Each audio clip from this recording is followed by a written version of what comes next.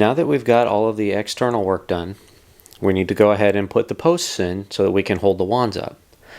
Now, on my first iteration of this, I allowed 4 inches basically for every wand display because I wanted to have room for the wand and a plaque to go underneath it that held the owner of the wand's name. After looking at it, I decided that the 4 inches was probably a little big, so I'm going to go with a 3-inch zone for each wand. And to figure out where to start from, you're going to need to figure out what your available visible space is. Now, what I did for that was I measured essentially from the edge of the black here to the edge of the black up here. And I got about 21 inches, which actually works out perfectly because if I'm doing a 3-inch space for each wand, 21 inches divided by goes exactly into, or 3 goes into 21 inches 7 times. So I'll have room for 7 wands on this display at 3-inch intervals. The only thing that you need to figure out is how far down and how far up you need to start your zone. Okay, so what I did was I just went ahead and took a tape measure and I measured down, and from here it's about 2.5 inches for the widest black part, and here it's about 2 inches. So essentially you just pick one end and start from there. I'm going to start from the top, and I'm going to measure on the back, and we're going to plot everything out. So let's go ahead and flip it over and do that. So I flipped it over and I've started my markings. I've found the center of the display by measuring from end to end, and I just did the math and figured out the center, marked it in 2 places, used my straight edge, and drew a line right down the center. Okay. Now up here, I went down the 2.5 inches from the top for the covered up black space from the black paint that we used on the inside of the glass. And this is essentially where the viewable portion starts. So this is where I'm going to start marking off my 3-inch spaces. Okay? So we'll go ahead and do that.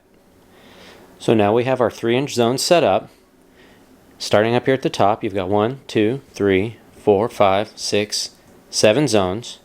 And the bottom buffer and the top buffer are the unseen area where the black covers the glass. The black paint covers the glass.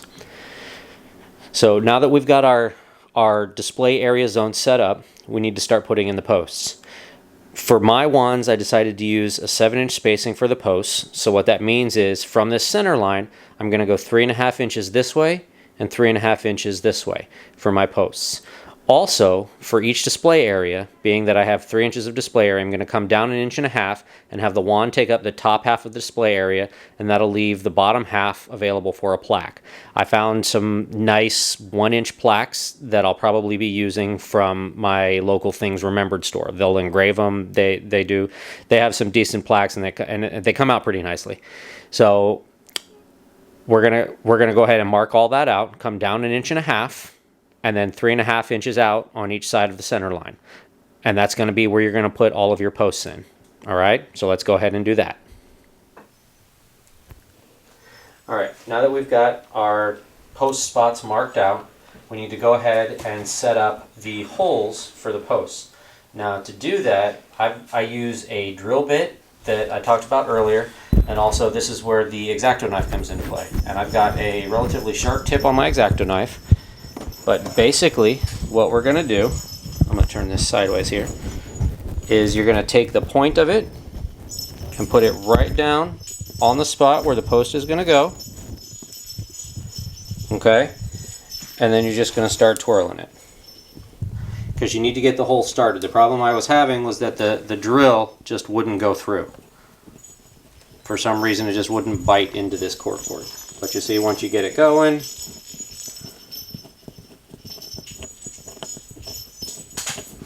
it'll go through.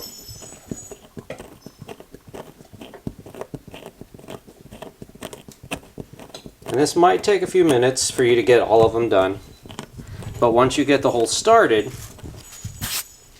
then the drill bit actually goes in.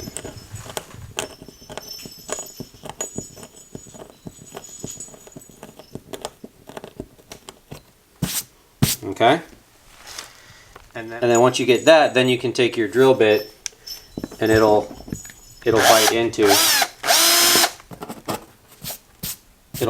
it, and then it can go through. Now the thing that you have to be careful of when you're doing it is the drill bit won't automatically go through the fabric on the inside. So you don't want to push it all the way through or too far, because one, you can crack the glass, and two, you can rip the fabric off. Okay? No, don't look at me. No, I know. I can. So the thing that you have to be careful of when you're doing your drill bit and poking through the board on the back is that remember the fabric is only glued around the edges on the inside. The drill bit won't bite through the fabric, and it can even catch up in the fabric, which would cause it to wind around the drill bit and also come loose from the backing. So you just want to be careful when you're pushing it through that you don't A, crack the glass on the other side, don't drive it all the way through and crack the glass, and B, you only want to break through the board. You don't want to get through into anything else where you're ripping the fabric off. Okay?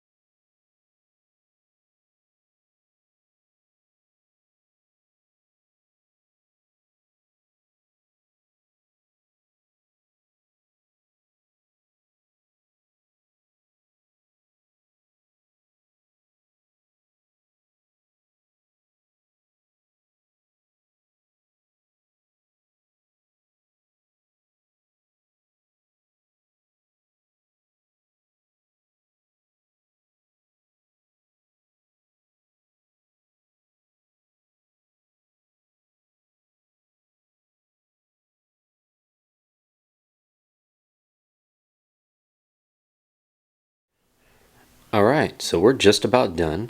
We've got all of the studs up on the post that we've put through the back. And we've got our 7 spots here. Now the only thing left to do is to run the wire on the back so that you can hang it up. So what we're going to do is we're going to flip it around. And this one conveniently comes with 2 hooks on the back. So you've got 1 and 2. And all we're really going to do is just run some of this picture wire that we picked up beforehand. And we're just going to run a picture wire between the 2 of them. Tie it around itself. Run it to the other side, tie it around itself. And that'll be it. So we'll go ahead and do that, and I'll come right back. Now, as you can see, all I did was I looped the wire through here. I just wound it around itself, took it over to the other side, and I did the same thing over here. I just looped the wire through the hook here, through the hook right here, and then I just wound the wire around itself. And that's it. Now you've got your picture hook to hang it on. Now, the one thing else that I'm going to do is I had some foam lying around, some craft foam that I have, and I'm going to take 2 little squares and I'm going to glue 2 little squares down in each corner of this so that the squares will rest on the wall, because these screws stand out a little bit from the back, so I want to lift the whole thing away from the wall just a little bit, and this little foam is going to do that for me. So I'm going to do that, and then we'll be done. That's the last step, and I'll put some wands in it and I'll show you what it looks like fully assembled. And there is our completed wand case. You can hang this up on the wall, you can display it on a shelf, whatever you want to do with it. But it's got a nice, I do like the 3-inch space between the wands better than the 4-inch space.